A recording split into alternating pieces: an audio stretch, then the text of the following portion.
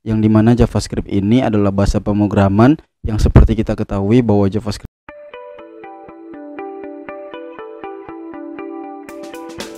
Halo teman-teman semua, nah kembali lagi bersama dengan saya Alsasker Mirando. Nah di video kali ini kita akan membahas bagaimana caranya kita itu membuat sebuah API menggunakan JavaScript, yang dimana JavaScript ini adalah bahasa pemrograman yang seperti kita ketahui bahwa JavaScript itu merupakan bahasa pemrograman yang fokusnya untuk membuat website kita itu lebih interaktif. Nah di zaman yang sekarang ini, jadi JavaScript itu sekarang sudah bisa berjalan di sisi server, di sisi backend. Jadi JavaScript ini sudah bisa berkomunikasi langsung dengan database. Nah jadi di video kali ini kita akan menggunakan JavaScript sebagai bahasa pemrograman untuk kita itu bisa terkonek dengan database. Nantinya kita akan menggunakan Node.js. Jadi di video ini kita akan membahas mengenai Node.js, mengenai API, mengenai REST API, mengenai RESTful API. Jadi hal-hal yang sudah saya bilang tadi itu yang akan kita bahas di video kali ini. Oke, kalau teman-teman sudah penasaran bagaimana kita akan membuat RESTful API itu, dan teman-teman mungkin sudah penasaran apa itu Node.js dan lain sebagainya, kita langsung saja memulainya. Nah untuk video ini persiapan yang akan kita lakukan terlebih dahulu ada beberapa persiapan. Tentunya yang pertama kita harus menginstal dulu yang namanya Node.js. Nah jadi Node.js ini semacam aplikasi, yang dimana aplikasi ini atau software ini dapat menjalankan JavaScript pada bagian server atau pada bagian backend. Jadi nanti kita akan menggunakan JavaScript sebagai base code-nya untuk menjalankan sebuah server. Seperti itu, dan untuk itu kita harus menginstal dulu yang namanya Node.js. Saya bisa ke sini, saya keluarkan dulu itu. Teman-teman nanti kalau misalnya teman-teman belum mendownloadnya, teman-teman tinggal cari di sini download Node.js. Download Node.js, nanti dia akan muncul di sini. Nah nanti teman-teman buka websitenya, di website resminya. Nah nanti akan muncul seperti ini. Nanti teman-teman tinggal memilih sesuai dengan sistem operasi yang teman-teman gunakan. Misalnya di saya menggunakan Windows, maka saya akan memilih yang Windows installer ini. Nah di sini versinya itu versi 18 teman-teman. Untuk video yang ini, video kali ini Node.js-nya itu di versi 18. Ya nanti teman-teman silakan download saja, silakan download. Lalu setelah di-download, nanti teman-teman klik di sini, nanti dia akan muncul seperti ini. Terus setelah dia selesai, teman-teman tinggal install dia, klik di sini. Terus nanti tinggal di next. Lalu nanti tunggu beberapa saat hingga dia bisa selesai. Oke, seperti itu. Karena saya sudah menginstal Node.js-nya, jadi saya tidak perlu menginstalnya lagi. Nah, untuk memastikan bahwa Node.js itu sudah berhasil diinstal atau belum, teman-teman silakan buka cmd, buka command prompt, cari saja di sini, teman-teman ketikkan saja command prompt. Nah, command prompt terus teman-teman tinggal ketik node diikuti dengan garis V. Nah ini perintahnya untuk supaya kita bisa melihat Node.js yang kita install itu di versi keberapa. Seperti itu. Ketika saya enter, nah untuk di komputer saya sudah terinstall Node.js yang versi 16. Nah nanti teman-teman tinggal mengikuti saja Node.js versi berapa yang teman-teman download. Ya tidak masalah juga kalau misalnya versinya itu berbeda dengan versinya saya di sini. Oke, seperti itu untuk persiapan pertama. Nah persiapan yang kedua, teman-teman silakan dulu untuk install SAM. Di video sebelumnya saya sudah menjelaskan mengenai SAM ini.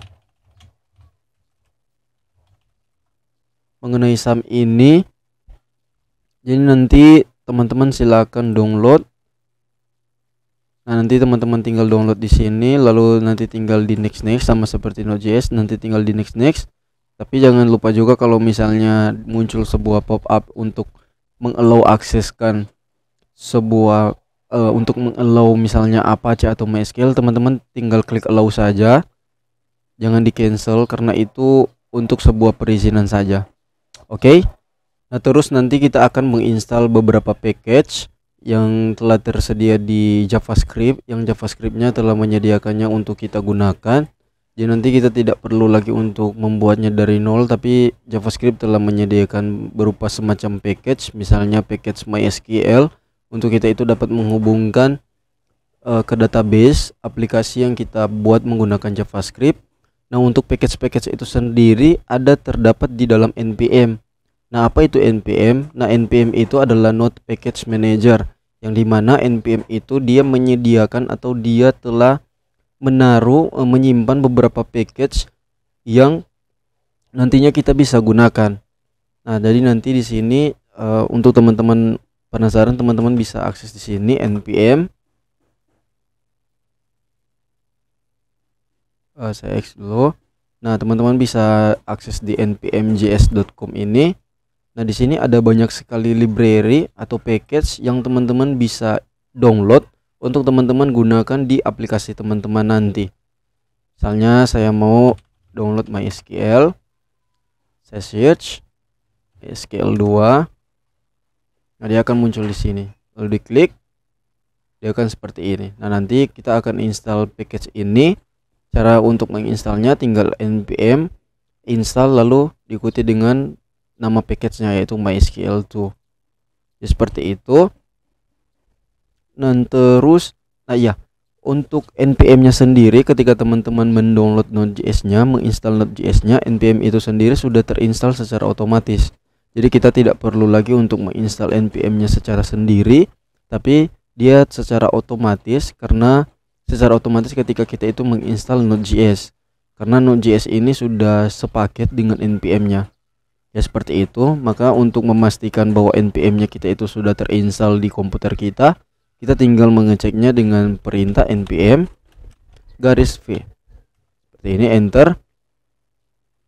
Nah, ini adalah versinya. Jadi npm saya itu versinya 8. Ini tergantung teman-teman mendownload Node.js-nya itu di versi keberapa. Seperti itu. Dan terus di sini pastikan dulu teman-teman menginstal SAM-nya sudah, lalu teman-teman buka SAM control panel. Setelah itu SAM control panel, lalu teman-teman start yang modul Apache dan juga MySQL. Ini supaya kita akan bisa mengakses yang phpMyAdmin-nya, yang GUI dari MySQL itu sendiri. Jadi nanti kita akan melihat data, menghapus data itu melalui phpMyAdmin. Ya, seperti itu. Jadi teman-teman setelah install SAM-nya, silakan teman-teman buka control panelnya, lalu teman-teman klik start di kedua modul ini. Ini dia jadi begini karena saya sudah duluan menstartnya. Oke, jadi seperti itu. Pastikan dulu ini sudah. Nah, terus setelah itu kita akan menginisialisasi bahwa folder ini, teman-teman buat dulu folder seperti ini ya. Folder ini teman-teman terserah mau taruh di bagian mana. Di sini saya taruh di di folder project Node.js, lalu nama foldernya apps_toko online. Dan teman-teman silakan ikuti saja, atau teman-teman bisa buat foldernya itu terserah teman-teman mau buat namanya apa. Nah, di sini saya sudah membuka foldernya. Lalu di dalam folder ini kita sekarang akan menginisialisasi bahwa folder ini atau project ini kita akan menggunakan JavaScript.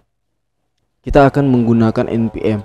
Nah, caranya saya akan membuka di Visual Studio Code. Kebetulan di Visual Studio Code sudah ada fitur yang namanya terminal. Di terminal ini akan secara otomatis dia akan terbuka terminal yang namanya PowerShell. Nah, di dalam Visual Studio Code ini kita bisa memilih beberapa command prompt. Misalnya di sini kan dia PowerShell. Nah, kita juga bisa menggunakan dia command prompt itu cmd. Nah, kita juga bisa menggunakan yang namanya git bash. Nah, untuk git bash ini sebenarnya dia harus diinstal dulu. Kalau misalnya teman-teman belum mempunyai ini, ketika teman-teman menambahkan komennya, terminalnya, maka kalau belum muncul git bash-nya, itu berarti teman-teman belum menginstal git itu sendiri. Jadi untuk supaya dia muncul, teman-teman harus install gitnya. Download di sini, download git, cari di Google download git. Lalu teman-teman tinggal memilih yang ini, download Git, download sesuai sistem operasi yang teman-teman gunakan.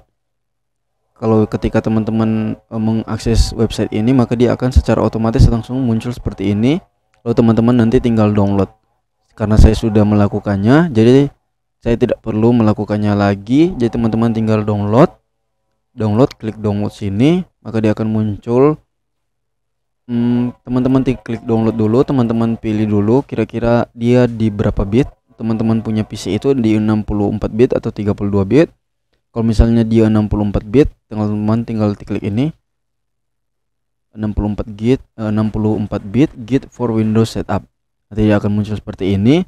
Setelah selesai, teman-teman tinggal klik dan install, lalu next. Tunggu sampai dia selesai. Setelah dia selesai, kalau misalnya teman-teman sudah membuka Visual Studio-nya sebelumnya, teman-teman silakan keluar dulu terlebih dahulu. Lalu teman-teman masuk lagi ke Visual Studio Code-nya. Lalu pastikan bahwa Git base-nya itu sudah ada di sini. Oke. Nah, di video ini saya akan menggunakan Git base, teman-teman. Jadi nanti pastikan kalau misalnya apa, teman-teman ikuti saja dulu. Oke, saya hapus cmd-nya. Nah, di sini dibiarkan dia menjadi Git base. Nah, hal yang pertama yang harus kita buat adalah di sini kita mengetikkan npm init. Nah, ini artinya kita akan menginisialisasi bahwa di project ini kita akan bisa menggunakan npm. Dan nanti kita akan mendownload beberapa Node Package Manager, beberapa package yang akan kita pakai di aplikasi ini. Oh ya, by the way teman-teman, website ini sebelum saya jelaskan lebih jauh lagi, jadi bukan website, jadi ini video ini saya akan menjelaskan kepada teman-teman. Jadi sebelumnya kan saya sudah menjelaskan soal persiapannya nih. Nah, jadi pertanyaannya apa itu API? Nah, untuk teman-teman yang belum tahu API, jadi API itu adalah singkatan dari Application Programming Interface, yang dimana API ini berfungsi untuk menghubungkan satu aplikasi dengan aplikasi yang lain. Jadi misalnya jadi API ini bisa dikatakan sebagai perantara antara aplikasi yang berbeda. Seperti misalnya ketika teman-teman contohkanlah analoginya itu seperti pelayan yang ada di restoran. Nah, tugas pelayan itu dia tugasnya untuk menghubungkan tamu restoran dengan para chef yang ada di dapur. Jadi misalnya tamu restoran ini katakanlah dia seperti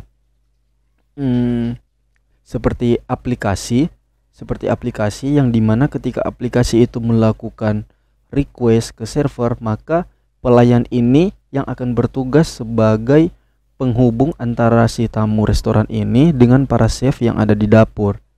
Ya seperti itu. Jadi anggaplah tugas pelayan ini atau pelayan ini itu adalah API-nya. Jadi API ini dia akan menghubungkan antara aplikasi dengan yang ada di server, yang ada di database. Jadi nanti pelayan ini tugasnya itu dia menghubungkan tamu restoran dengan para chef yang ada di dapur. Jadi tamu cukup memesan makanan sesuai daftar menu dan pelayan memberitahukannya ke chef yang ada di dapur. Jadi konsepnya seperti itu. Nah, dengan API kita juga bisa membuat aplikasi multiplatform. Jadi nanti misalnya saya mempunyai aplikasi berbasis web dan juga aplikasi berbasis Android. Nah, saya mau kedua aplikasi ini datanya itu sinkron. Jadi saya tidak mau muncul misalnya kasusnya seperti ini di aplikasi berbasis web yang saya buat itu datanya berbeda dengan di aplikasi Androidnya. Misalnya datanya ini misalnya di bagian login teman-teman. Misalnya di bagian login ketika saya misalnya saya mendaftar username saya dengan nama Alsaskar, ketika saya itu login di bagian webnya, di aplikasi berbasis webnya saya login, maka dia berhasil. Tapi setelah di Androidnya dia muncul seperti misalnya username belum terdaftar atau username salah. Nah, ini namanya teman-teman, ini bukanlah sesuatu yang tidak kita inginkan. Yang kita inginkan itu yang sebenarnya adalah datanya dari web ini dan datanya yang ada di Android itu betul-betul sinkron. Itu jadi sama teman-teman. Nah, untuk menjadikan dia itu sama, kita harus menggunakan yang namanya API. Jadi untuk pembuatan aplikasi-aplikasi yang modern seperti sekarang ini itu mereka konsepnya itu sudah menggunakan API. Ya seperti itu. Jadi kita ini bukan lagi hidup dari di tahun-tahun 2000-an awal, tapi kita ini sudah berada di 2020-an ke atas. Maka untuk sekarang ini kita itu membuat aplikasi menggunakan konsep yang namanya API. Begitu teman-teman. Nah, contoh lainnya juga seperti Gojek yang menggunakan Google Maps. Nah, jadi Gojek itu dia tidak membuat peta dari nol. Kenapa? Karena Google sendiri sudah menyediakan API untuk supaya para developer lain itu bisa menggunakan maps yang ada di Google. Jadi Gojek sendiri sudah tidak perlu lagi untuk membuat maps dari awal.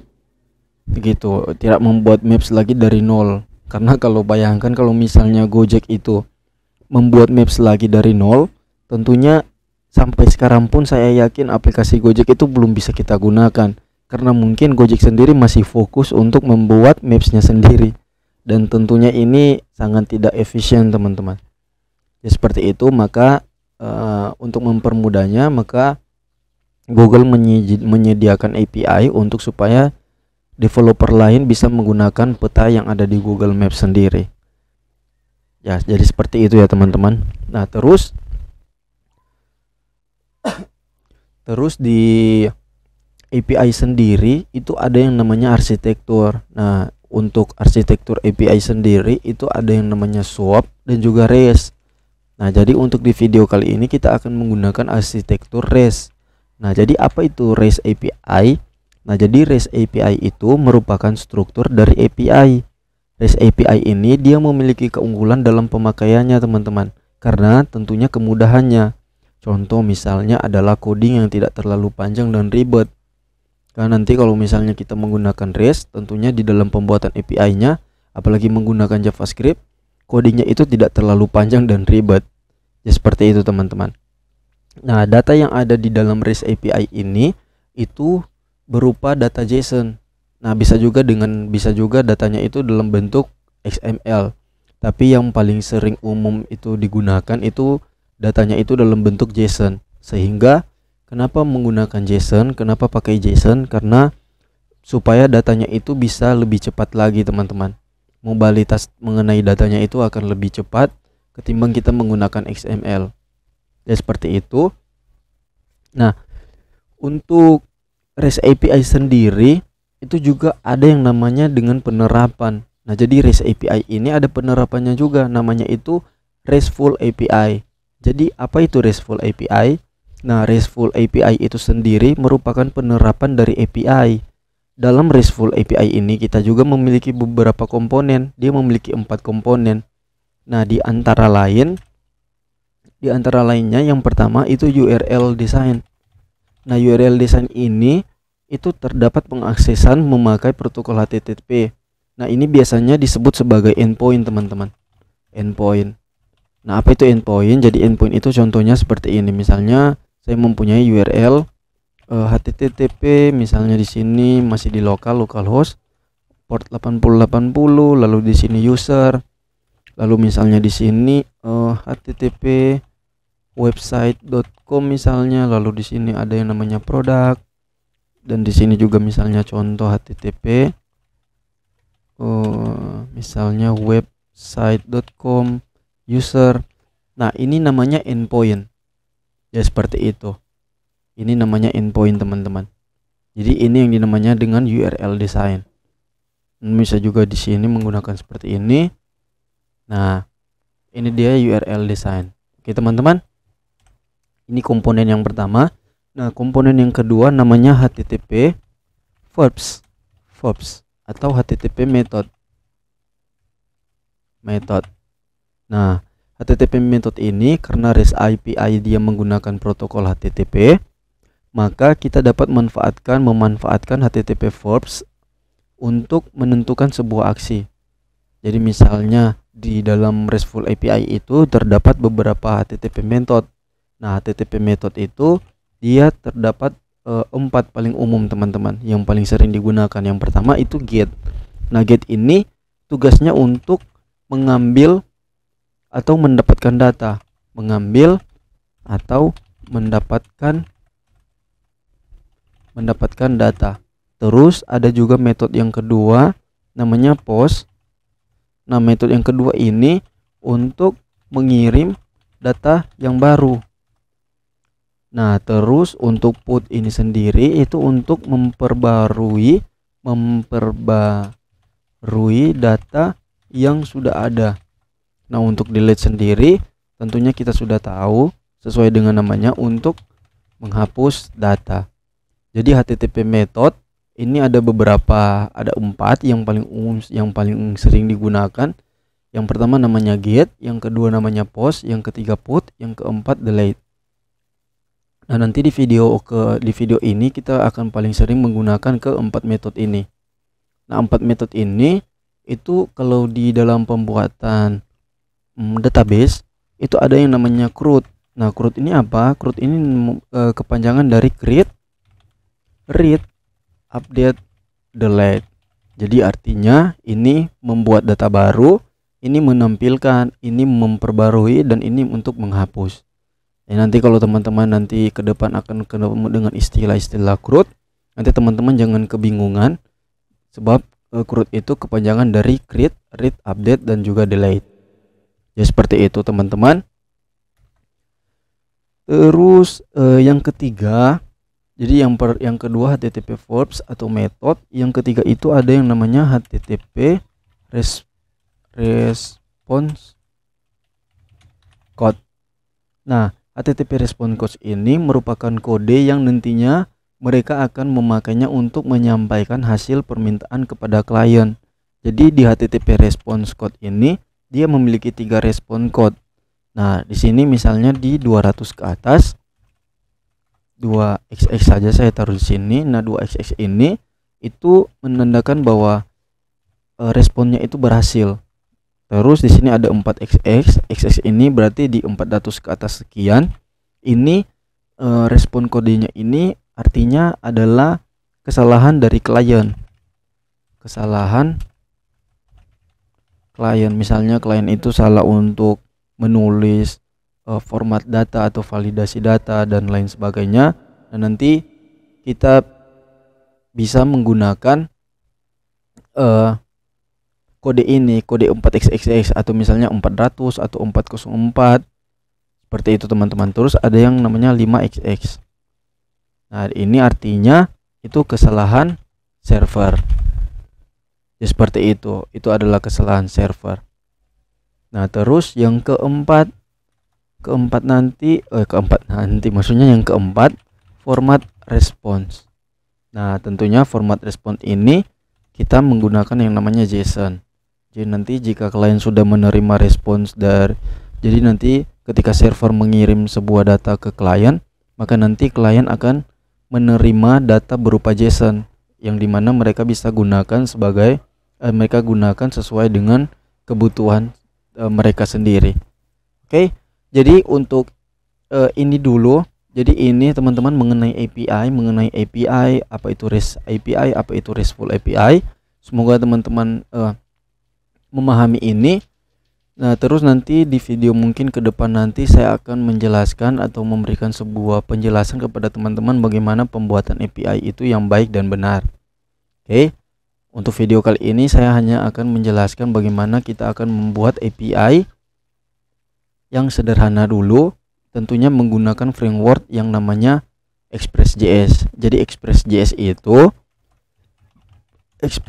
ini itu adalah framework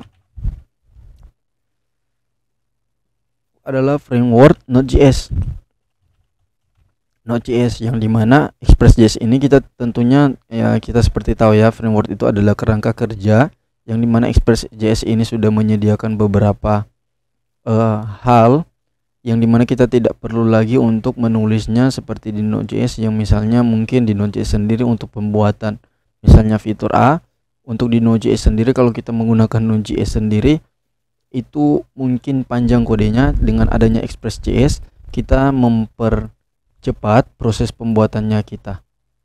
Ya seperti itu, makanya di sini saya mau menggunakan Express.js sebagai frameworknya.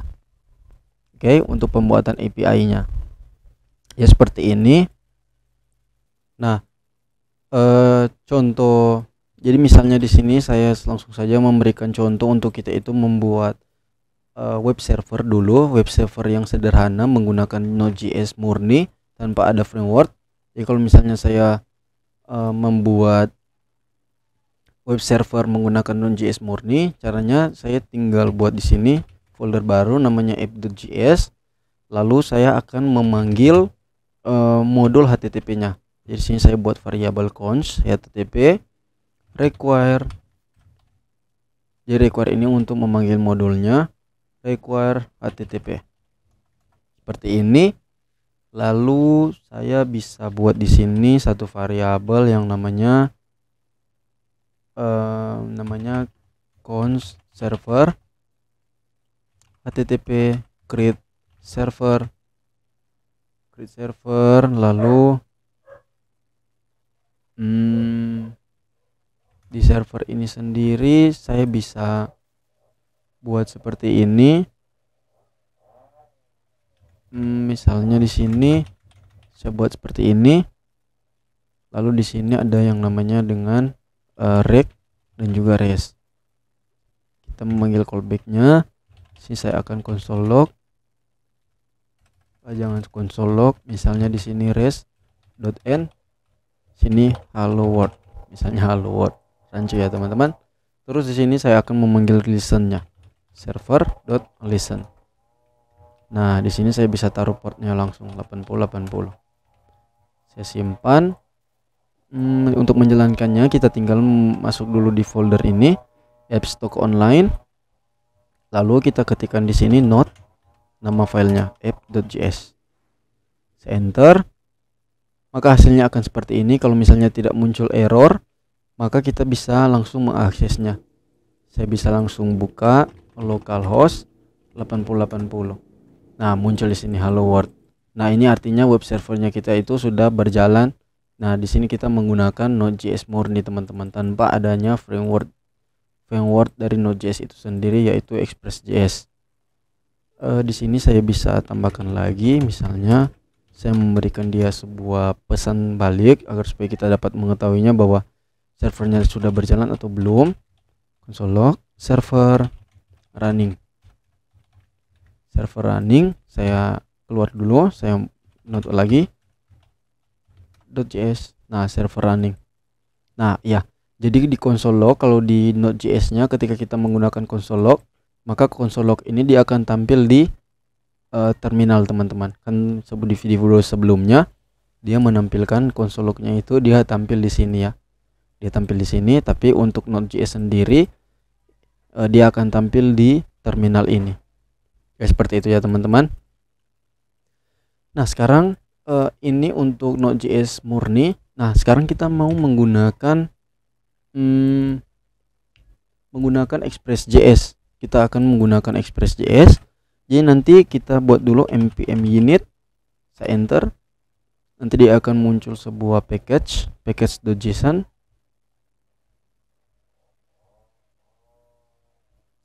Seperti itu ya teman-teman, package.js. Nah, di sini saya tinggal enter saja. Yes.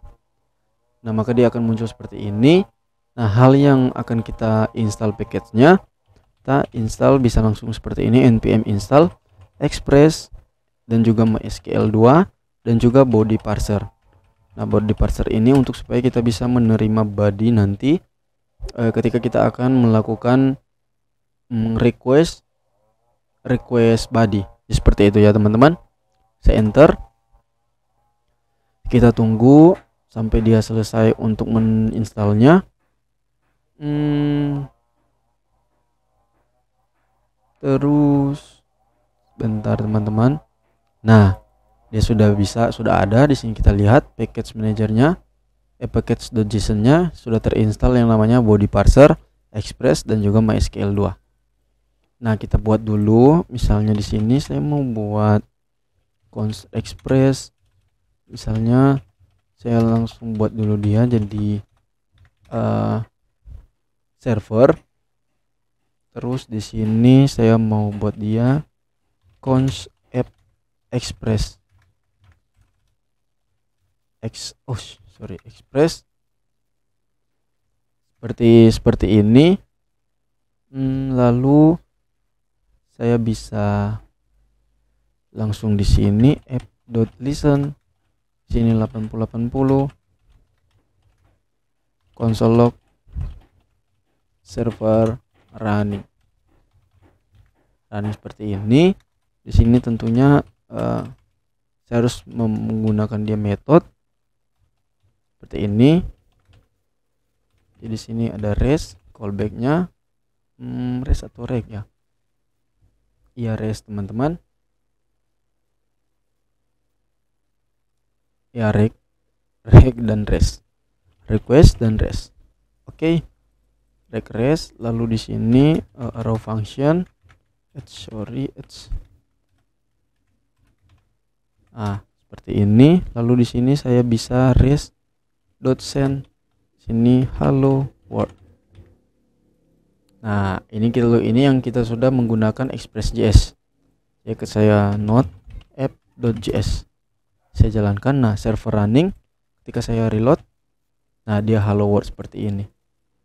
Oke, ini kita menggunakan Express ya teman-teman. Kita sudah menggunakan Express dan teman-teman bisa bandingkan ketika kita menggunakan Express. Ini jauh lebih enak untuk dilihat dan ini lebih pendek lagi teman-teman. Nanti di Express juga kita bisa menggunakan design pattern yang namanya MVC, yaitu Model View Controller. Nanti kita akan pisahkan beberapa file nantinya. Dan untuk untuk saat ini saya akan tunjukkan dulu secara perlahan-lahan. Nanti kita akan terus ke selanjutnya lagi. Makanya teman-teman silahkan nonton video ini sampai selesai. Nah, oke, jadi untuk pembuatan servernya kita sudah berhasil. Nah, terus misalnya teman-teman lihat nih kasusnya.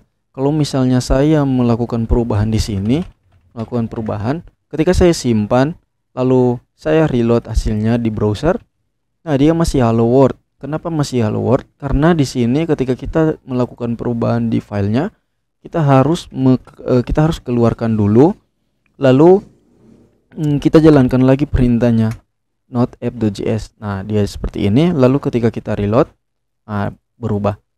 Nah, ini teman-teman, apakah ini bisa? Ini bisa.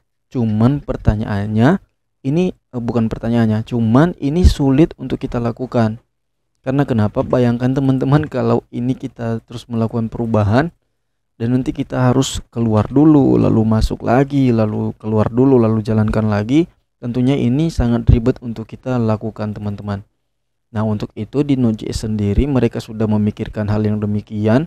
Maka mereka membuat yang namanya package yang namanya NodeMon. Nah, apa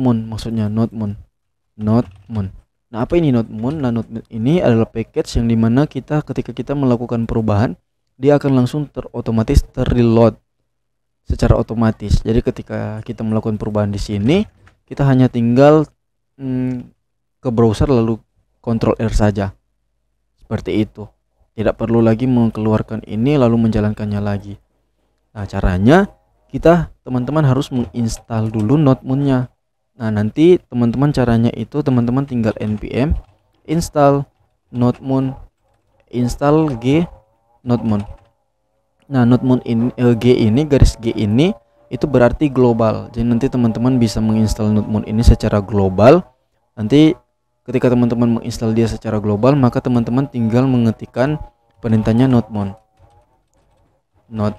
app.js, lalu teman-teman enter seperti itu. Saya sudah menginstalnya. Teman-teman silakan install npm garis G NodeMon, lalu teman-teman tinggal enter. Karena saya sudah menginstalnya, jadi saya tidak perlu melakukannya lagi.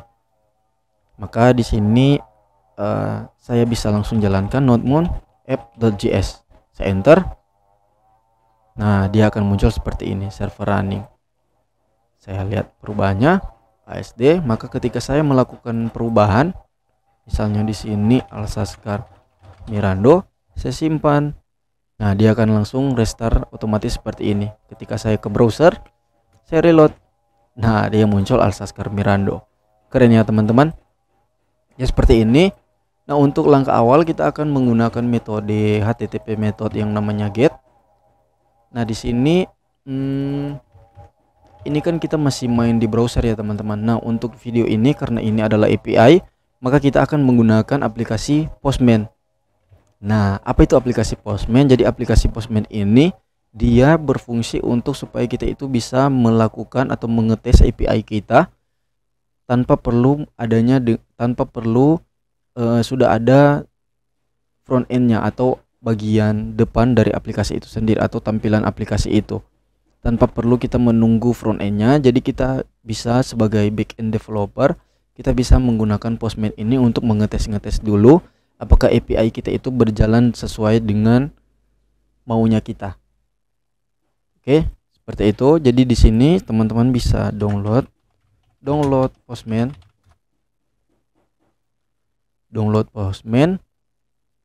Nah, teman-teman bisa buka di sini download Postman. Lalu teman-teman tinggal ini Windows 64 bit. Teman-teman tinggal klik, lalu teman-teman tunggu downloadnya. Setelah selesai di download, teman-teman tinggal klik install, lalu ditunggu beberapa saat. Nah, di sana nanti akan minta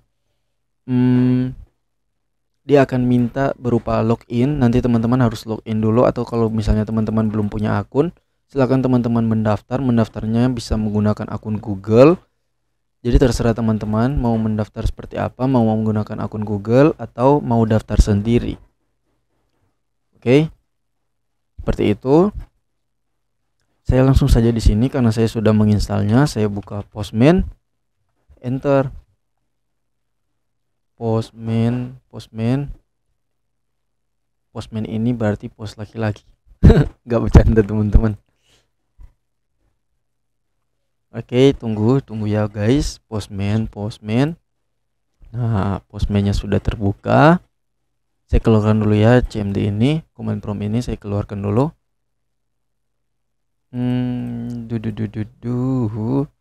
Tunggu guys, ini sepertinya. Nah, dia sudah terbuka. Nah, Postman saya sudah terbuka teman-teman. Saya keluarkan dulu. Nah ya. Oke, nanti ketika teman-teman sudah terbuka seperti ini, nanti teman-teman tinggal buat workspace ya teman-teman. Nanti klik di workspace ini, klik menu ini, lalu create workspace. Nah, di sini saya sudah buat workspace-nya, namanya my workspace. Nanti teman-teman tinggal buat. Lalu di sini saya sudah buat sedikit beberapa collection. Jadi nanti teman-teman tinggal di sini tambahkan new collection, atau teman-teman bisa tap di sini saja. Oke. Nah, untuk langkah awalnya kita mau menampilkan data JSON-nya. Jadi di sini saya bisa langsung kasih namanya res. Saya return res.json. Sini saya misalnya message API. Lalu di sini saya tulis misalnya success true. Maka hasilnya ketika saya, nah untuk mengaksesnya kita tinggal http sesuai portnya kita, localhost 8080. Jadi kalau di portnya teman-teman buat misalnya 2000, nanti di sini teman-teman taruh dia 2000. Seperti itu. Hanya saja di sini saya taruh dia di 8080, simpan, lalu saya send.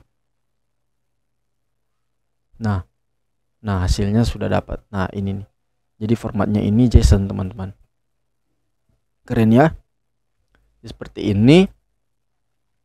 Terus saya misalnya ini belum menggunakan database ya teman-teman. Saya buat dulu di sini dia post. Method post. Misalnya res row function. Nah, di sini saya mau muncul dia res JSON, misalnya message ini post. Nah, teman-teman bisa lihat perbedaannya ketika saya ini menggunakan mengakses endpoint ini menggunakan metode get. Ketika saya send, maka dia akan menghasilkan ini. Tapi kalau misalnya saya mengakses dia metodenya post, ke post, saya send, Nah, dia akan seperti ini post. Begitu juga dengan put rect. Jadi kita akan sesuaikan dengan metodenya. res.json, sini message, ini put. Lalu di sini h.delete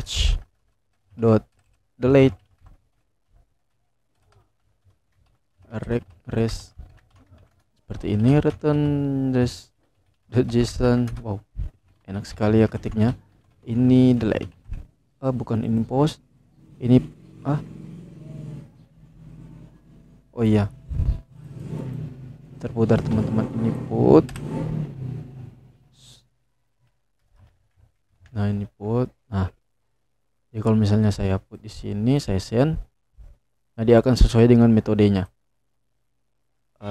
Delete, send. Nah, dia send. Nah, ya. Jadi untuk kan tadi di video lagi. Nah, tadi kan sebelumnya saya sudah membahas mengenai status ya teman-teman, mengenai status code-nya. Nah, di sini kita bisa juga menaruh dia, misalnya di sini katakanlah res.status, misalnya 200. Kita JSON, kembalikan dia dengan bentuk JSON, misalnya berhasil. Saya simpan. Ketika saya send, di mana itu ya, body post, method post, saya akses post, saya send. Nah, berhasil, dan teman-teman lihat requestnya, status code-nya dia muncul 200 karena kita menampilkan dia 200 seperti ini. Maka ketika saya ganti dia 400, ketika saya simpan, saya send, maka statusnya ini menjadi 400 karena saya buat dia menjadi 400. Jadi bad request. Nah, ini sesuai dengan logika teman-teman. Jadi misalnya jika user itu berhasil input data, berhasil, maka nanti di sini teman-teman bisa return dia dengan status 200. Misalnya di sini katakanlah user sama dengan Alsaskar misalnya, maka teman-teman taruh di sini message saya Alsaskar. Nah, kira-kira seperti inilah. Kalau dia else atau kalau dia tidak terpenuhi, teman-teman tinggal return dia 400 status code-nya. Teman-teman juga bisa buat dia 500. Nanti teman-teman tinggal sesuai kebutuhan teman-teman. Untuk HTTP status code-nya, status code. Nah, teman-teman bisa lihat di sini. HTTP response status code untuk detailnya. Nah, di sini successful response ada 200, ada 201, 202, 203, dan juga di sini ada yang namanya bahkan di sini ada yang namanya 300. Juga di sini ada yang 401, 400 atau 404 not found, dan juga di sini ada 500 server error response 500, 501, 502, dan lain sebagainya. Seperti itu untuk pembuatan status code-nya di dalam Express.js, dalam Node.js. Nah, ini penting teman-teman untuk supaya kita memberitahu kepada front end, bagian front end-nya, agar supaya mereka juga bisa tahu kira-kira server ini dia mengembalikan nilai dengan status code-nya itu apa, apakah 200. Kalau dia 200, maka itu artinya dia berhasil. Kalau misalnya dia 400, berarti belum berhasil, artinya masih ada yang salah, dan lain sebagainya. Ya, seperti itu ya teman-teman. Dan terus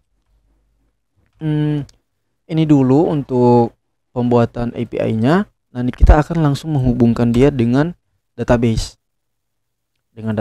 Nah, caranya tentunya kita harus menggunakan MySQL tadi yang sudah kita install teman-teman, yang sudah kita download di sini, MySQL 2. Nah, caranya saya bisa di sini const MySQL, panggil dulu, karena kalau dia tidak memanggil maka dia akan cuek. Bukan, maksudnya bercanda teman-teman, maaf kalau otak saya agak sedikit sulit-sulitan, tapi nggak apa-apa, nggak bercanda teman-teman. Jadi MySQL 2, di sini saya bisa buat dia misalnya const connect atau const db saja, db. Saya di sini buat namanya MySQL.create connection, create poll. saya create pool. Lalu di sini saya bisa masukkan dia host, misalnya localhost, user, root, lalu password dibiarkan dia kosong, lalu database. Nah, database yang sudah di video sebelumnya saya sudah membahas. Jadi di sini kita akan menggunakan database toko online yang sudah kita buat di video sebelumnya. Toko online saya simpan, maka dia tidak akan terjadi apa-apa ketika saya buka dulu PHP My Admin-nya. PHP My Admin. Sebentar ya teman-teman, saya buka dulu PHP My Admin, dia loading. Memang begini PHP My Admin, agak sedikit lama. Nah, di sini database-nya sudah kita buat toko online. Maka nanti ini akan terkonek ke sini, ke database toko online sesuai dengan nama tokonya. Jadi seperti itu. Nah, database-nya ini kita sudah berhasil buat. Sekarang kita akan memanggil atau menampilkan data user. Data ini misalnya. Nah, untuk menampilkannya saya bisa di sini app.get. Misalnya di sini endpoint-nya user. Nanti di sini dia res load begini. Lalu di sini saya bisa return res status 200 JSON. Lalu di sini saya langsung saja result, lalu saya apa dulu teman-teman, db.query. Saya bisa sebenarnya bisa seperti ini, query select bintang from user.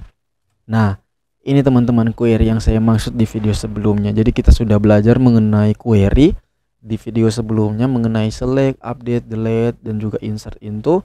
Kita sudah membahasnya. Jadi ini adalah kegunaan dari query yang sudah kita belajar sebelumnya. Maka ini nanti kita akan gunakan di pembuatan API ini. Jadi untuk pemanggilan database-nya kita menggunakan query ini. Untuk nanti kita dapat memanipulasi database-nya teman-teman. Seperti misalnya kita mau menampilkan data, mengedit data, atau memasukkan data, atau menghapus data. Seperti itu. Terus di dalam DB query ini saya panggil query. Artinya kita memanggil perintah ini.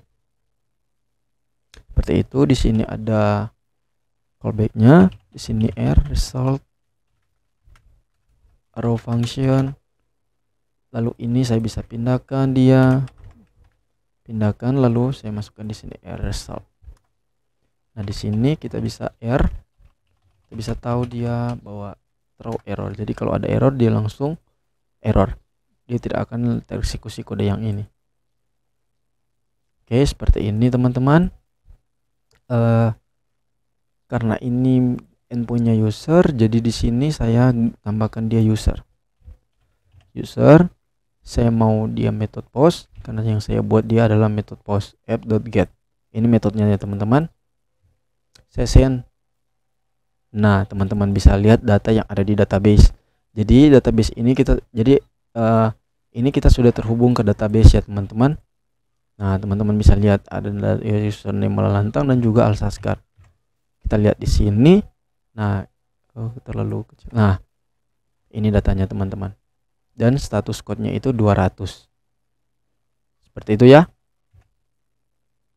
Kalau misalnya di sini katakanlah saya acak-acakan di sini, apa yang akan terjadi ketika saya send call not responding. Nah, dia akan muncul error nih, access denied for user as localhost.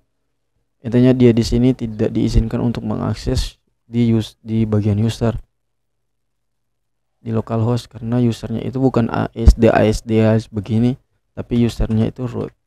Nah, untuk passwordnya ini memang kalau di lokal ini dibiarkan kosong, tapi ada yang namanya juga password root. Nanti sesuaikan saja. Kalau di saya ini dibiarkan kosong karena memang passwordnya kosong teman-teman. Seperti itu. Lalu disesuaikan juga dengan database-nya.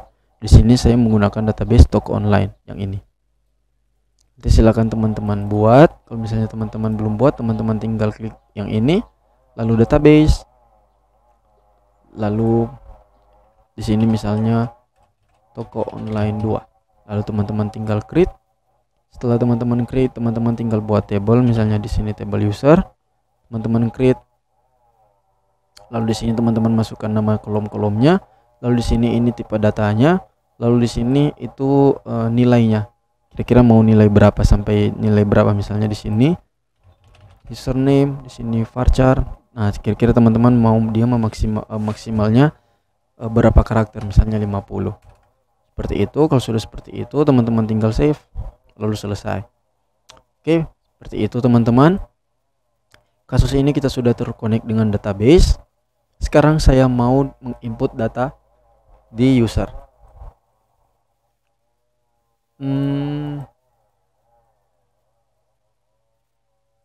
Jadi nanti saya mau dia app.post user, bisa request. Di sini saya bisa tambahkan dia misalnya katakanlah di sini itu misalnya ya const username rec.body.username, terus sini const password rec.body.password, const role rec.body.role. Saya mau input dia const query, insert into dulu ya. Insert into, saya pakai template literal, misalnya insert into user, ada username, password, dan juga role. Oh ya, kalau di video sebelumnya saya menggunakan saya menggunakan tulisannya itu huruf kecil semua.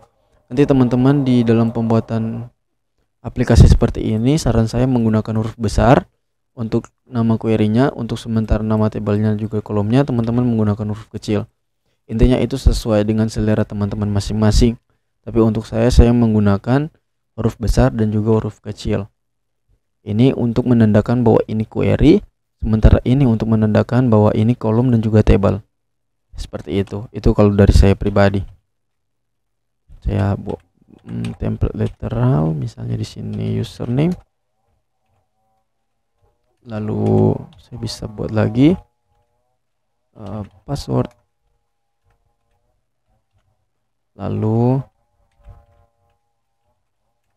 role. Oke, seperti ini. Nah, query-nya sudah jadi, kita tinggal query, eksekusi query-nya. Query sini r result. Maka ketika dia error, dia akan berhenti. Kalau dia ketemu error, ketika dia tidak ketemu error, maka saya return res.status, misalnya di sini 200 JSON, misalnya message berhasil menambahkan data. Saya simpan, terus saya coba buat dia. Saya copy ini, saya tambahkan tab baru, saya paste, saya pilih method post. Nah, untuk method post kan kita untuk menambahkan data ya teman-teman. Kita tinggal klik di sini body, lalu kita memilih yang xww form URL encoded seperti ini. Ini untuk kalau misalnya datanya itu tidak memiliki gambar ya teman-teman, tidak menginput file. Nanti kalau misalnya ke depan nanti kita akan teman-teman menginput file, teman-teman tinggal pilih yang form data, lalu untuk input file teman-teman tinggal teks dan file. Seperti itu.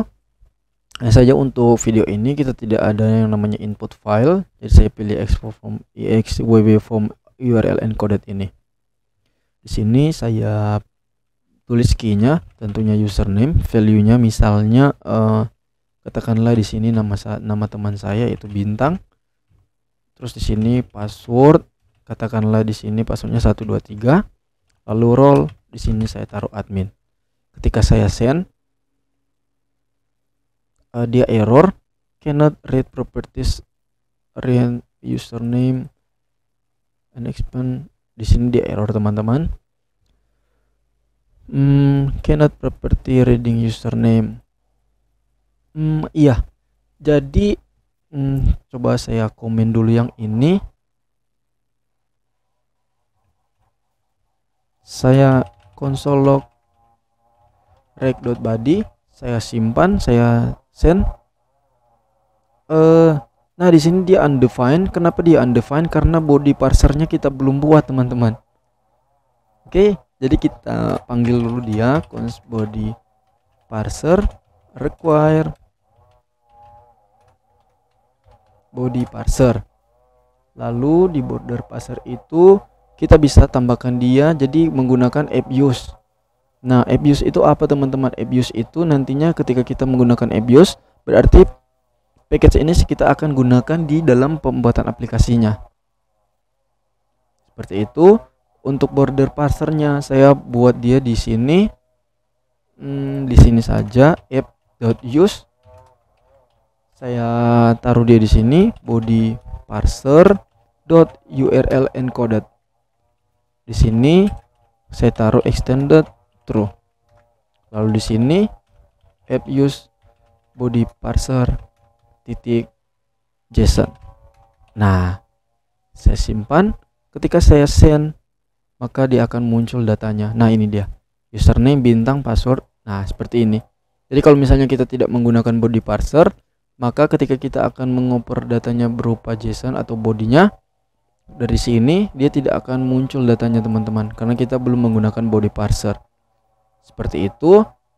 Saya hilangkan komentarnya, saya simpan. Dia akan seperti ini. Ketika saya send, nah dia berhasil menambahkan data dengan status code. Oke, status code-nya 200. Saya lihat hasilnya di table user. Nah, datanya sudah tertambah ke database. Ini unik ya, teman-teman. Jadi JavaScript sudah bisa kita buat sudah kita bisa bermain dengan server, bermain dengan database. Ini luar biasanya, teman-teman, dari JavaScript. Ya, seperti itu ya, teman-teman. Jadi kalau misalnya kita mau membuat aplikasi, kita tinggal hanya belajar JavaScript saja, nanti kita sudah bisa jadi seorang front end dan juga back end. Jadi front end itu dia untuk pembuatan desain tampilan aplikasi, sementara back end itu dia berurusan dengan database yang ada, dengan database seperti itu. Jadi dengan adanya JavaScript kita bisa jadi full stack developer nih. Keren ya, teman-teman. Ini post. Terus sekarang saya mau yang update. Saya tinggal put sini user. Nah, untuk update sendiri kita harus ada paramsnya. Paramsnya itu ID-nya, teman-teman. Bukan paramsnya. Paramsnya ini nanti dia bersifat dinamis. Jadi sesuai ID yang kalau misalnya kita mau mengubah username bintang ini menjadi Algasa misalnya, tentunya kita hanya mengubah bintangnya ini, kita tidak mau mengubahnya. Makanya kita perlu data primary artinya data yang unik. Untuk data uniknya di kasus ini, di table user ini, kita ada yang namanya ID sebagai primary key-nya. Seperti itu. Di sini saya bisa tambahkan di ID. Lalu di sini res seperti ini. Saya hapus dulu yang ini. Lalu di sini saya coba misalnya console log rec.params.id, karena di sini id.id. Saya tambahkan di sini, saya pilih put. Nah, maka kita harus menambahkan di sini parameter ID. Misalnya ID keberapa nih? Kita mau ID keempat. Saya send. Nah, hasilnya dia di sini jadi 4. Nah, ini nilai ini yang akan kita ambil nanti. Jadi untuk konsepnya saya buat di sini const username rec.body.username const password rec.body.password const role rec.body.role. Lalu di sini const query update, misalnya update user, set sini username, saya mau dia set username. Oh iya, ini saya mau dia template literal ya, teman-teman. template literal agar supaya dia enak untuk kita ketiknya. Password, misalnya password ini password role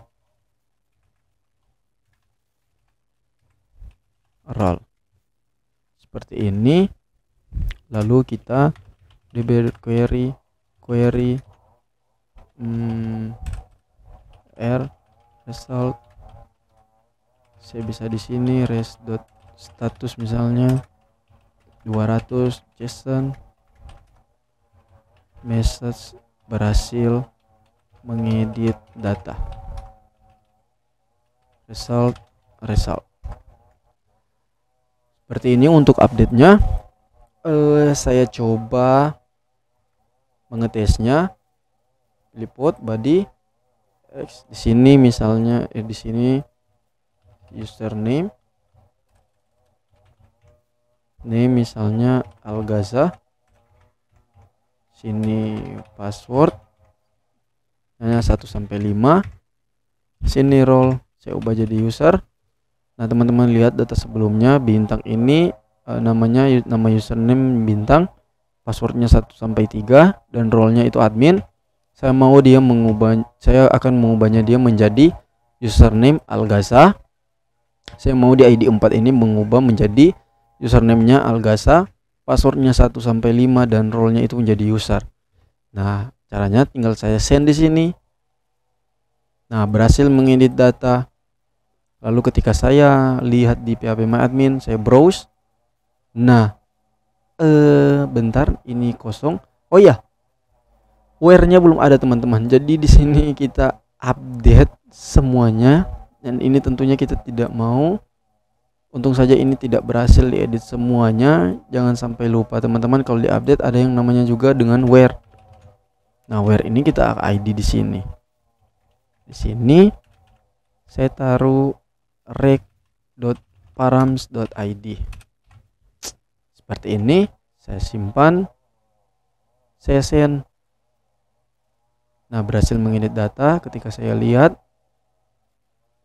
sebentar, sepertinya ini dia tidak berhasil. Berhasil mengedit data, dia masuk. Tapi kenapa dia tidak ada ya datanya? DB query.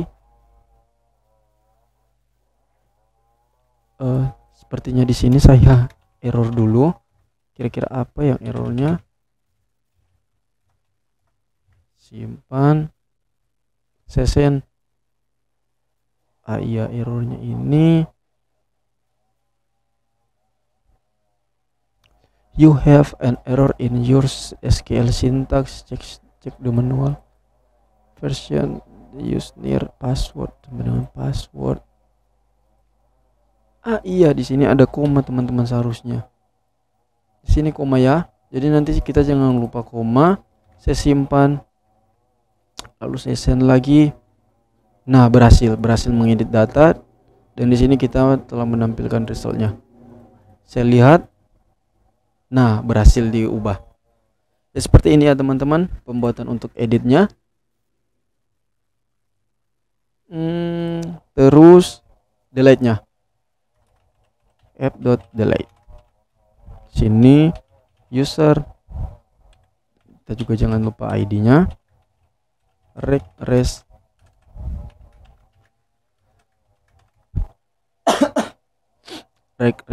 Lalu di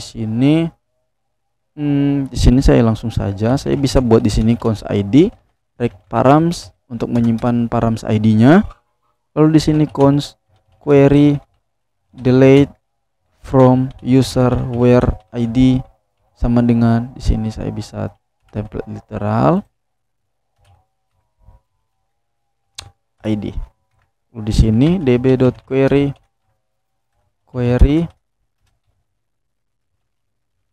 sini ada yang result, di sini throw r. Di sini saya bisa kembalikan dia status 200.json misalnya berhasil menghapus data. Result. Nah, seperti ini. Saya simpan. Saya misalnya akses di sini, metodenya delete. Saya send. Nah, berhasil menghapus data. Data yang ID-nya 4 yang akan kita hapus, kita lihat. Nah, datanya sudah dihapus. Ketika saya lihat datanya di sini, saya send. Nah, datanya tinggal Alsaskar Malalantang, Alsaskar, dan juga datanya tinggal 2 nih teman-teman. Username Alsaskar dan username Malalantang. Username yang Algasa tadi dia sudah dihapus. Dia sudah hilang. Dan terus teman-teman juga kita bisa buat dia seperti ini juga. Jadi di sini ketika dia error, kita bisa buat dia di sini memberikan dia sebuah misalnya return. Tentunya saya mau dia ini 500 statusnya. Saya JSON, lalu di sini message error. Di sini menandakan bahwa dia error.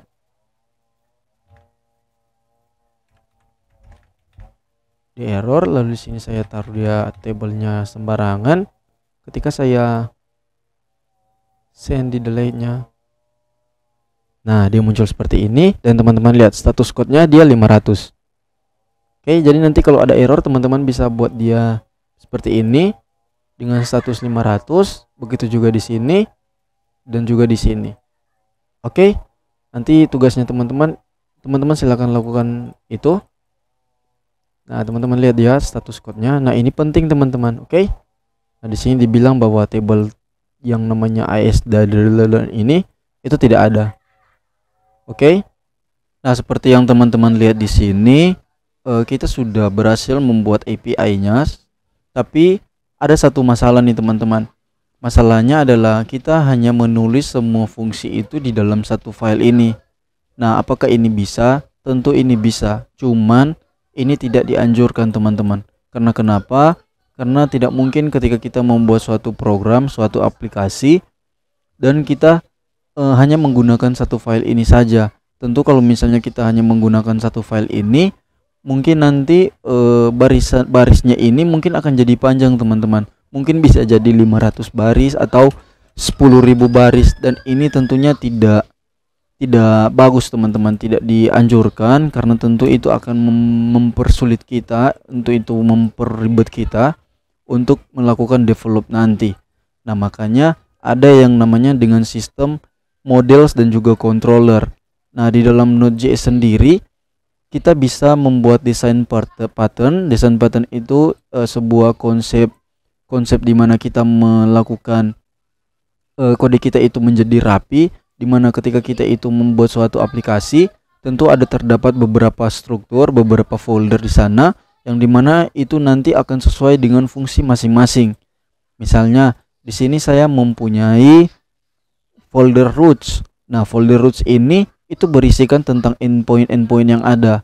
Nah, terus misalnya untuk controller sendiri untuk mengambil sebuah data atau menerima sebuah data dari klien. Dan untuk models, misalnya ada folder models. Nah, folder models ini sendiri dia berisikan hanya query-query dari SQL itu sendiri. Nah, jadi kita terbagi-bagi nih fungsi-fungsinya berdasarkan folder. Ya, seperti itu. Dan itu sangat dianjurkan kalau misalnya kita memakai desain pattern seperti itu. Jadi ada namanya sebenarnya ada yang namanya MVC, Model View Controller. Ya, Model View Control. Jadi seperti itu teman-teman. Dan untuk di Node.js sendiri, saya sudah membuat struktur projectnya sebenarnya, yang nanti akan berisi folder roots, folder controllers, dan juga folder models. Nah, masing-masing folder itu mempunyai fungsi masing-masing. Nah, di sini saya buat saja folder roots.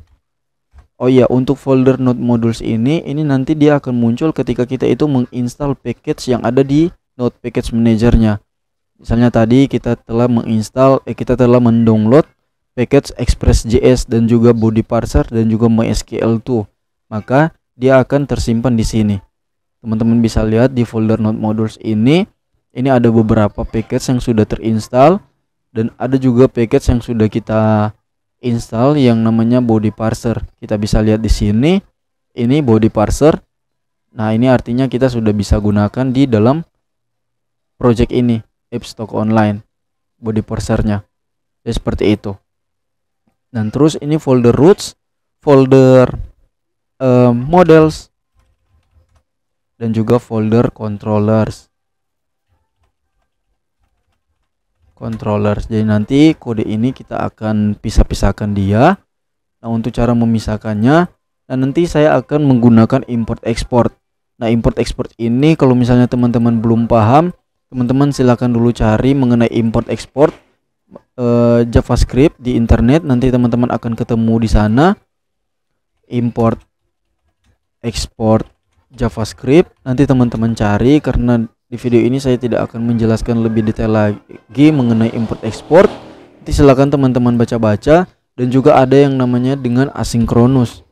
Asinkronus ini secara singkatnya, secara garis besarnya, nanti asinkronus itu dia tidak akan perlu lagi menunggu kode untuk tereksekusi dulu, karena sebenarnya di dalam JavaScript itu dia mengeksekusi kode itu baris per baris. Jadi dia dari 1, 2, 3, 4, 5. Nah, nanti kalau misalnya ada kode, misalnya kita mau nih kode di baris 6 ini sampai ke 11, dia dieksekusi dulu tanpa menunggu kode yang 1 sampai 4 ini tereksekusi. Nah, kalau misalnya seperti itu, kita bisa menggunakan asinkronus. Nah, jadi secara garis besarnya seperti itu mengenai asinkronus. Nanti teman-teman silakan belajar juga secara mandiri mengenai asinkronus. Nanti teman-teman cari asinkronus, apa itu asinkronus, JavaScript dan lain sebagainya. Nanti teman-teman cari dulu, silakan belajar dulu di sana. Nanti kalau misalnya teman-teman belum memahaminya, tidak apa-apa juga kalau teman-teman bisa mengikuti video ini sampai selesai. Oke, jadi kita buat saja. Misalnya di sini saya buat dulu folder config. Jadi ada folder config yang dimana folder config ini akan berisi filenya namanya database.js. Nah, database.js ini nanti kita akan isikan mengenai ini create-pool-nya. Saya coba dulu. Misalnya import, saya buat import create-pool. Nah, jadi ini kita akan memanggil fungsi create-pool yang ada di dalam package MySQL2 menggunakan fungsi import platform. Lalu di sini kita akan export. Nah, nanti ketika kita export misalnya saya buat fungsi get connection di sini. Nah, export ini artinya kita bisa menggunakan get connection ini di file yang lain. Ya, misalnya di app.js atau misalnya di models. Intinya folder fungsi ini kita bisa gunakan di tempat yang lain ketika kita menggunakan export dengan cara kita memanggil importnya, yaitu import get connection. Nanti teman-teman akan lebih mengerti. Saya langsung saja saya mencoba di sini. Saya buat const db. Iya, di sini saya taruh di sini async synchronous. Di sini saya coba buat const db, atau saya copy saja, saya cut saja ini. Saya cut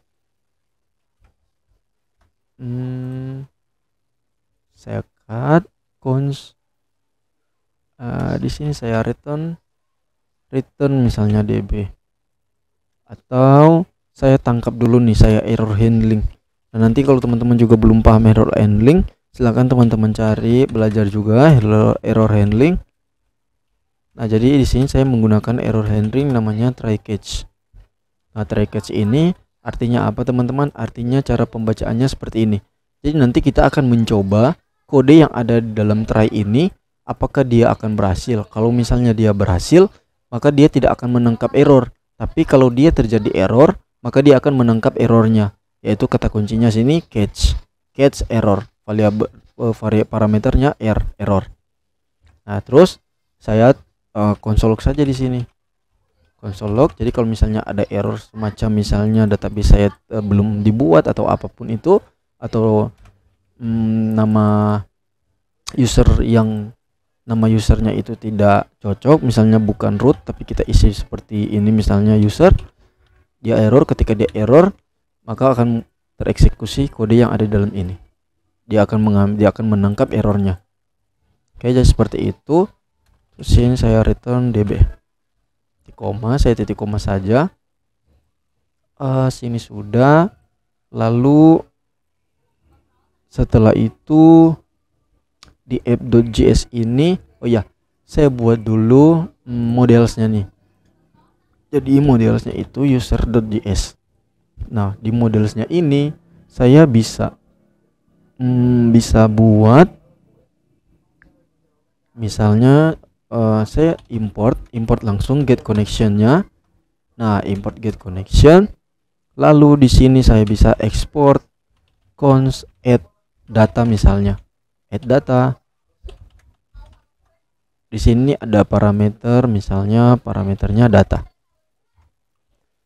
Di sini saya const db await get connection, simpan seperti ini. Lalu tentunya kalau misalnya muncul merah seperti ini, kita tambahkan async di sini.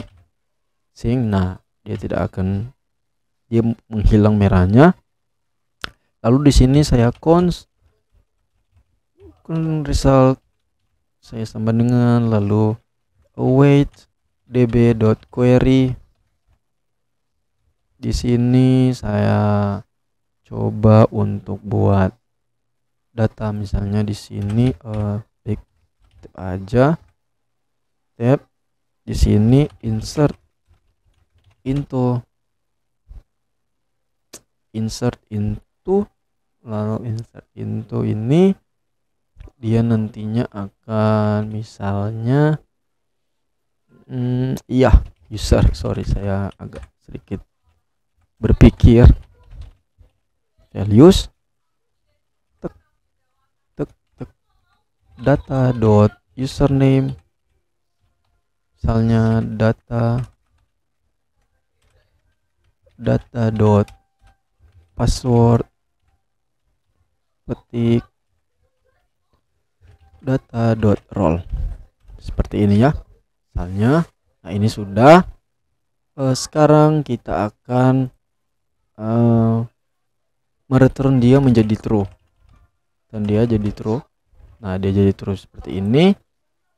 Ini nanti artinya kita buat sebuah fungsi untuk menambahkan data dengan di dalamnya itu sudah ada query insert into. Nah, di sini saya masukkan kolomnya password role, simpan.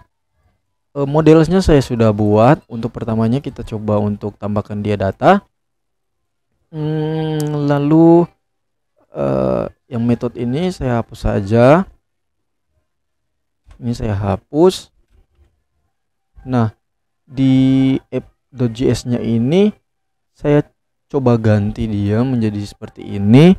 Saya buat dia jadi seperti ini, import express from express, lalu import body parser. Nah, dia sudah otomatis. Lalu di sini ada yang namanya dengan seperti ini saja, const app express, tetap express di sini. Lalu saya bisa buat ini, saya buat di sini configure router. Oh ya, saya buat dulu controllernya. Di sini ada yang error, teman-teman. Import from, nah, oke, kita lanjut dulu ya. Sebelum ke situ, saya buat dulu controllernya. Controllernya namanya user.js.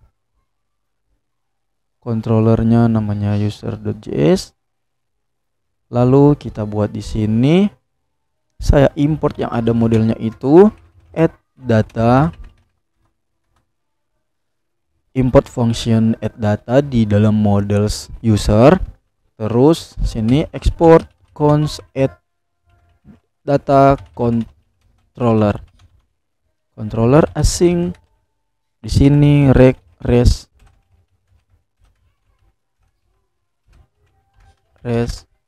Lalu di sini saya bisa buat di sini const data, saya buat objek.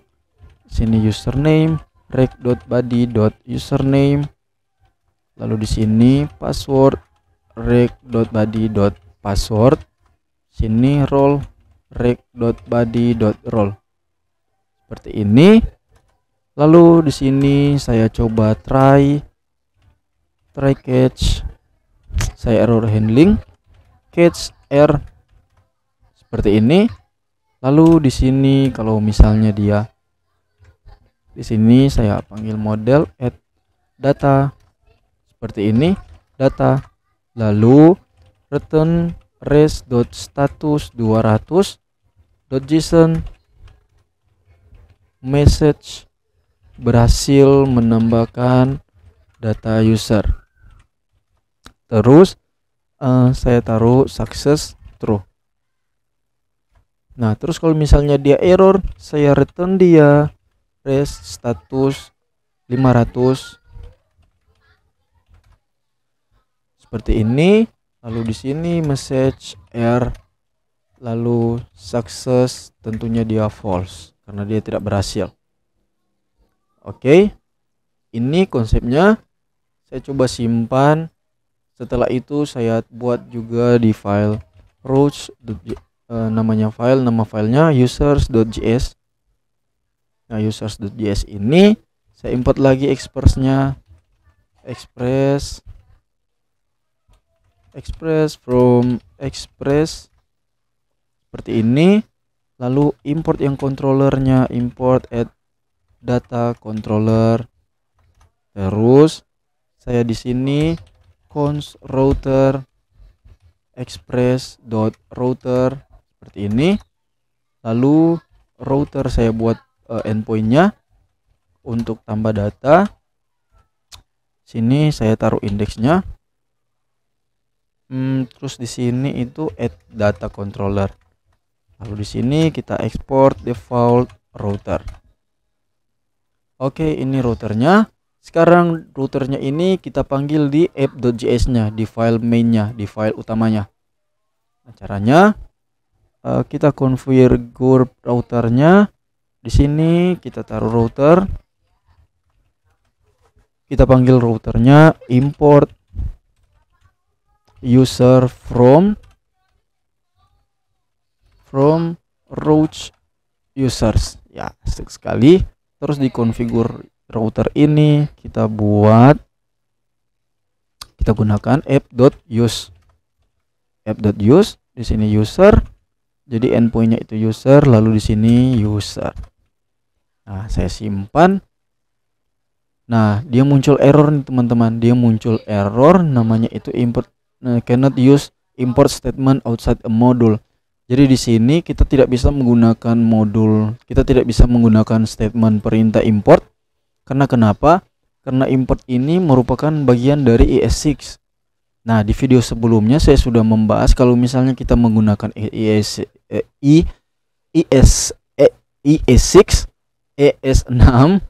maka kita harus menggunakan bubble terlebih dahulu. Artinya kita menggunakan bubble untuk kita mengcompile ES6 itu menjadi kode yang dapat dibaca oleh browser manapun. Artinya JavaScript lama yang akan kita jadikan dari JavaScript baru kita jadikan ke JavaScript lama, ibaratnya seperti itu. Nah, untuk di Node.js ini kita tidak perlu menginstal bubble, kita hanya tinggal menginstal package atau modul yang namanya ISM.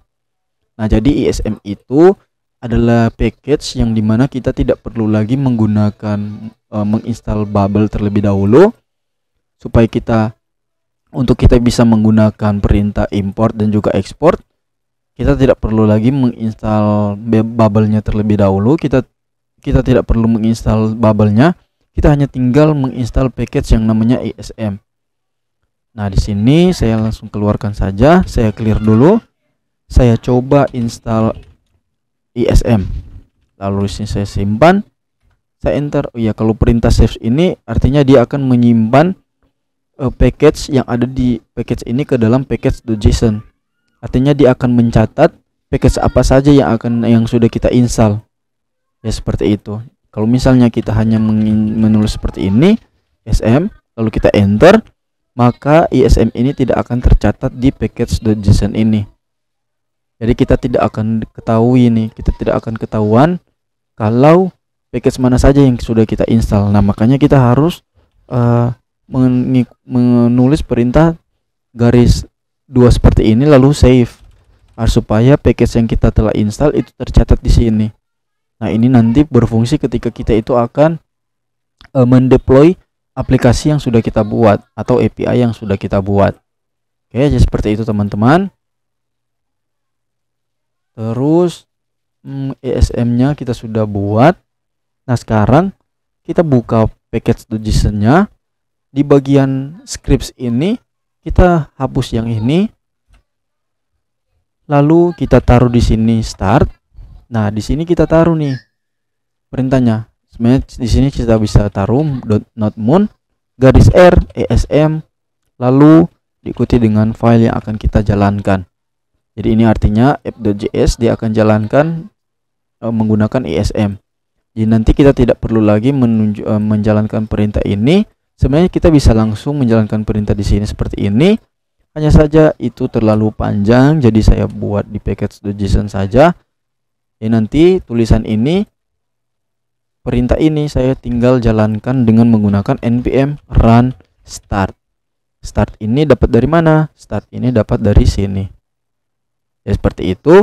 Ketika saya enter, nah dia jadi nih teman-teman, dia jalan. Nah, server running. Oke, sini teman-teman sudah paham. Saya coba lihat Postman-nya.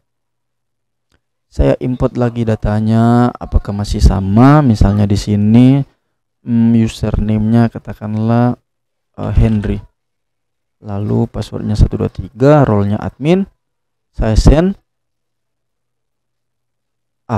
Success false. Success false nih. Ini ada yang error, MySQL not defined. MySQL not defined. Ini dari mana ya teman-teman? Sebentar. Users.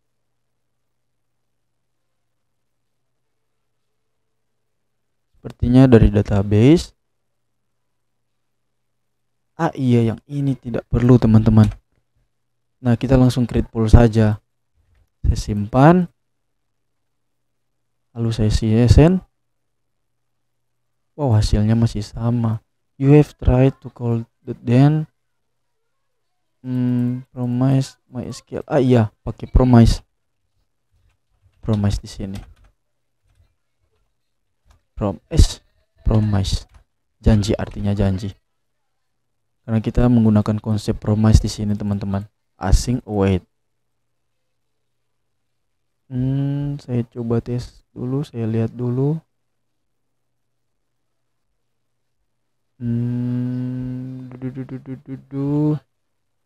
Ya, saya lihat, saya tes, send lagi.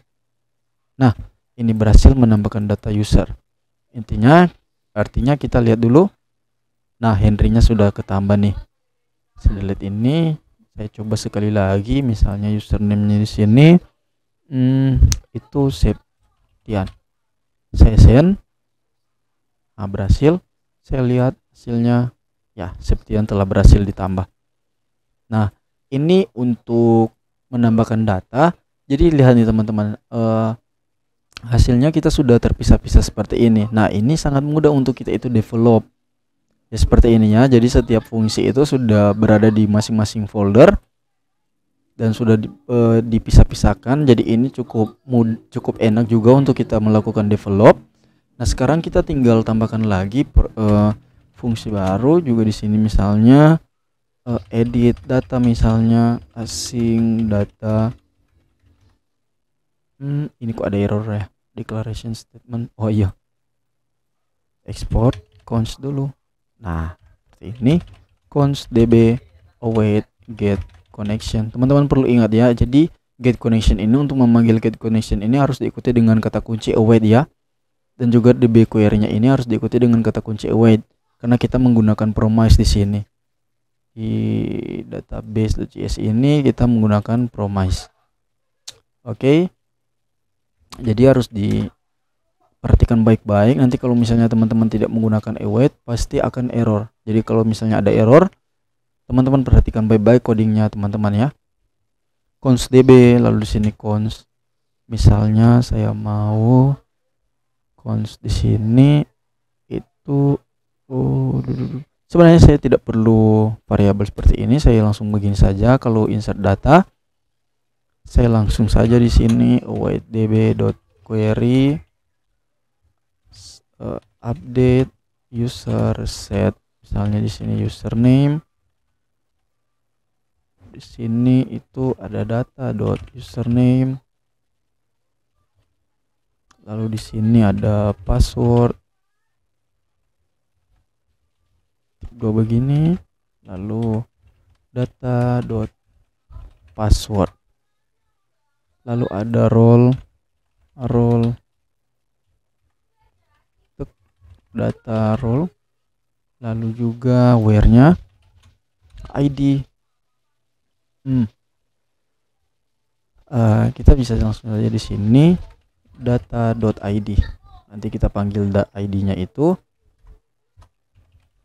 dan true, koma, lalu di sini saya export const edit data controller async regress pas seperti ini, lalu const data di sini username reg.body username, lalu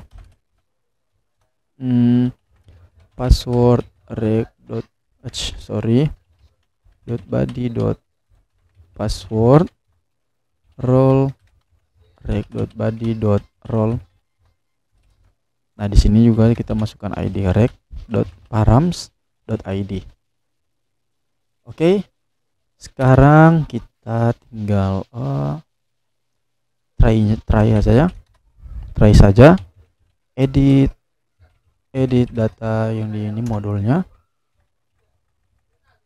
await edit data, sini parameter data. Saya copy saja, seperti ini, sini juga seperti ini. Nah ini ya teman-teman, berhasil menambahkan data, berhasil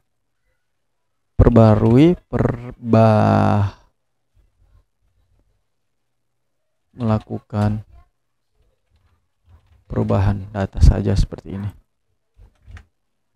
Oke, kita coba dulu. Oh ya, rootnya kita belum buat.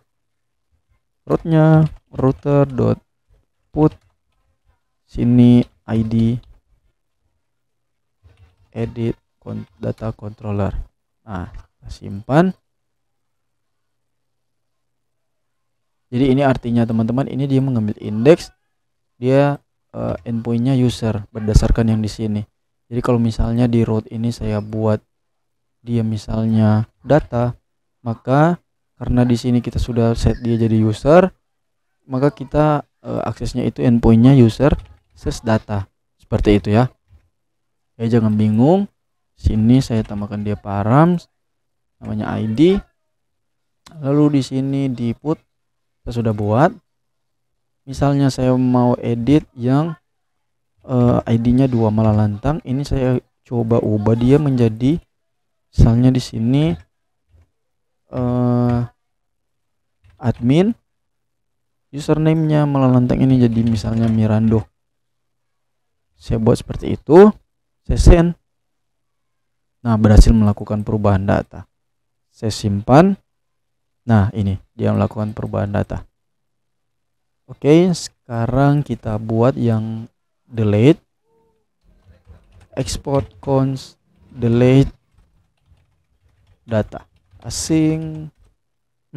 Di sini ID ya, saya langsung saja taruh ID const db await get connection await db.query delete from user where ID di sini. Oke, seperti ini. saya return true. Simpan di controllernya. Saya buat juga fungsi export const delete data controller async rec res seperti ini.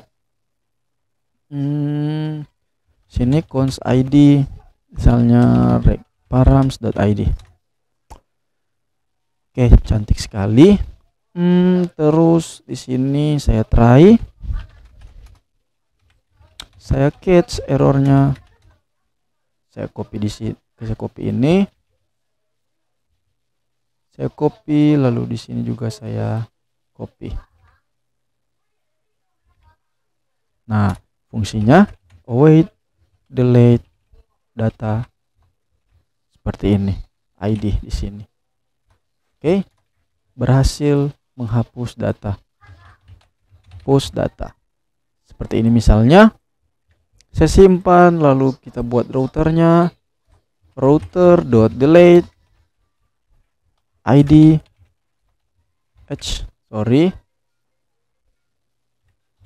id delete data delete data controller, teman-teman. Nah, dia ketambahan otomatis di sini ya, delete data controller. Saya simpan, lalu saya lihat ketika saya delete data, misalnya data 2 misalnya, saya send. Nah, berhasil menghapus data. Saya lihat, nah, data yang sebelumnya sudah hilang. Oke, terus kita mau menampilkan data. Saya taruh di atas saja bagian modelnya untuk menampilkan data. Misalnya export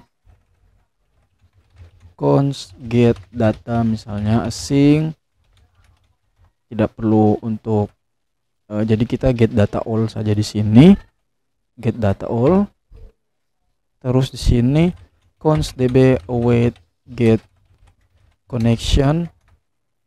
Terus di sini baru sini const result, lalu await db.query. Sini insert into, select bintang from user. Oke, return result. Get data all, kita buat di controllernya export const get data controller async rec res seperti ini. Lalu kita caranya kita try di sini, kita catch dulu. Kita catch error. Saya copy ini saja, saya copy, saya paste. Lalu di sini saya coba buat dia jadi misalnya const result await get data all, misalnya seperti ini. Lalu di sini saya over dia, return res.status 200 JSON, maka di sini result. Nah, sedap sekali seperti ini ya, teman-teman. Terus apa lagi ya? Terus kita buat di routernya. Sekarang router.get seperti ini saja, get data all controller. Sorry teman-teman, saya get data all controller. Sorry ya, get data all, get data controller, simpan. Saya lihat di get-nya. Nah, dia tampil semua data nih. Dia tampil semua data yang ada di database. Nah, sekarang kita mau menampilkan data hanya satu data berdasarkan ID-nya. Nah, caranya kita buat di sini misalnya export const get data by ID. Sini ID const db await get connection. const result await db.query select bintang from user where id return result. Oke. Terus get data by id. Sekarang di controller kita tinggal tambahkan export const get data by id controller async reg res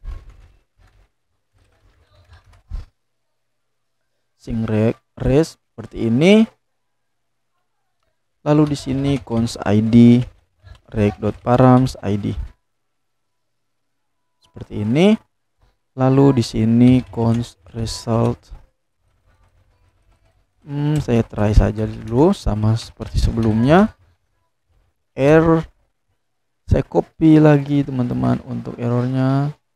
Paste ke sini. Lalu di sini saya const result await get by data by id. Lalu di sini saya copy ini, saya paste ke sini. Oke, saya simpan. Saya lihat hasilnya. Saya mau ambil dia berdasarkan id. Saya mau misalnya hanya mengambil data yang id-nya 6. Saya send. Nah, dia error 404 karena kenapa? Di error. Kita belum buat route-nya. Nah, di sini kita buat dulu route-nya. Kita tambahkan di sini get id, get data by id controller. Enter. Kita simpan. Kita lihat hasilnya lagi. Send. Nah, datanya sudah satu nih. Jadi ini berdasarkan ID-nya 6. Oke, teman-teman. Ini dulu ya. Teman-teman, seterusnya nanti teman-teman buat kan di sini punya table product. Nanti teman-teman coba buat CRUD yang di table produknya. Teman-teman buat fungsi menampilkan data, menghapus data, memperbarui data, dan juga menginput data yang baru. Nanti teman-teman buat fungsinya, tapi itu di table product. Kan sebelumnya saya sudah buat table user. Nanti teman-teman silakan buat table product. Nanti di sini teman-teman bisa tambahkan file baru, misalnya di sini product.js. Dan teman-teman lakukan hal yang sama seperti di users.js. Teman-teman lakukan, terus di models juga teman-teman tambahkan sini product.js. Lalu di routes di sini lagi product.js. Nanti di app.js-nya teman-teman tinggal tambahkan import product from routes-nya lalu product. Lalu di sini teman-teman tambahkan product, lalu di sini product. Oke. Jadi seperti itu dulu untuk video kali ini. Nanti silakan teman-teman mempraktekannya. Nanti kalau misalnya teman-teman mengalami kesulitan, mengalami kebingungan, nanti silakan teman-teman tulis di kolom komentar. Nanti di sana saya akan coba untuk menjawab teman-teman dan membantu teman-teman di dalam menghadapi masalah yang teman-teman alami. Oke. Jadi seperti ini dulu video kali ini. Nanti kita ketemu di video berikutnya.